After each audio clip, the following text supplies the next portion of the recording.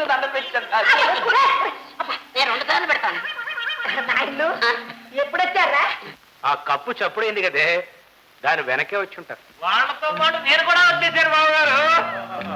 తమ్ముడు లెక్కగా ఉన్నావుట్రా? కులసగానే ఉన్నాను. కార్డు ఒక రచ్చ కారు పంపించేదానిగా స్టేషన్ కి. ఏ మా కారెందుకే? ఏం బాబు గారు బాగున్నారా? ఎవరు మేమా? ఇదిగో ఇలా ఉన్నాం. నువ్వేనా చేతవి? కాదు, నేను సీతను. నువ్వుతే గీత అయి ఉంటావు. నువ్వు తప్పావు, నేను గీతని. తమ్ము సీత గీత సూర్యం ఏమిటా రాది? సూర్యం చంద్రం పరాయి వాళ్ళని పిలిచినట్టు సూర్యం బావా చంద్రం బావా అని పిలవాలి. అత్తమా అత్తమా అత్తమా ఏమిటి ఇల్లంతా తాగుడుతారే? సీత గీత, మరి ఆ తా ఎవరు? అది సాగదురా, మా బావగారు కూతురు అరుణ. తమ్ముడు ఊరికే వచ్చేసేటి పెట్టి సామాన్ అది ఏం తేలదా? అయ్యో సుషమా మర్చిపోయాను, అన్ని రిక్షాల్లో ఉన్నాయి అక్కయ్య.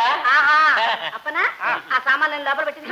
ఏమండి అప్పన్నా, చాలా సామాన్లు ఉన్నాయి అక్కడ, మొత్తం 36. జాగ్రత్త. ఇదే నువ్వు కరుపు కడివే.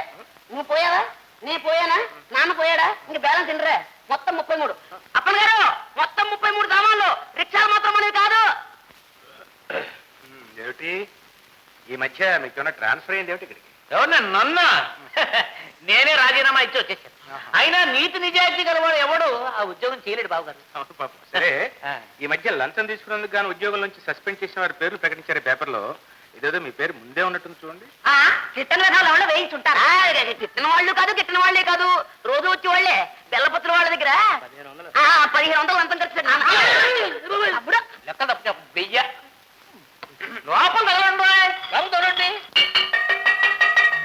Coffee tiffin ready. అమ్మో వేస్ట్ చేయకూడదు. టిఫిన్ తమ్ముడు టిఫిన్ తీసుకుంటా.